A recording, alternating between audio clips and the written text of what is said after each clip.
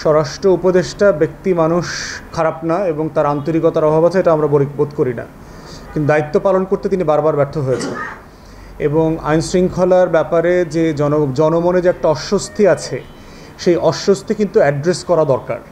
এই অস্বস্তির বিষয়টা হচ্ছে যে আমরা বলতে পারি যে হয়তো আওয়ামী লীগের আমলের তুলনায় এটা খুব খারাপ না কোনোভাবেই, কিন্তু মাথায় রাখতে হবে যে সোশ্যাল মিডিয়া ড্রিভেন কিন্তু একটা ট্রমা আছে। যে বনশ্রীর একটা ঘটনা যদি সোশ্যাল মিডিয়া না থাকতো কেউই জানতো না, বনশ্রীবাসীও জানতো না, কিন্তু বনশ্রীর ঘটনাটা এখন বাংলাদেশের কোটি কোটি মানুষ জানে।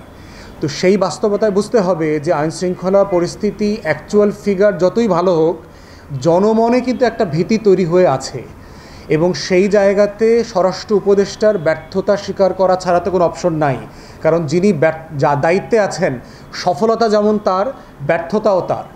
আর পাশাপাশি বাস্তবতা হচ্ছে যে পুলিশ প্রশাসন আগের থেকে অনেক বেশি সিস্টেমে ফিরে আসছে। প্রচুর পরিমাণে তাদের মধ্যে যে ভয় ভীতি, কাজ না করবার জায়গা ছিল কর্মকর্তাদের মধ্যে ছিল, সেটা অনেকটা কমে গেছে আগের থেকে।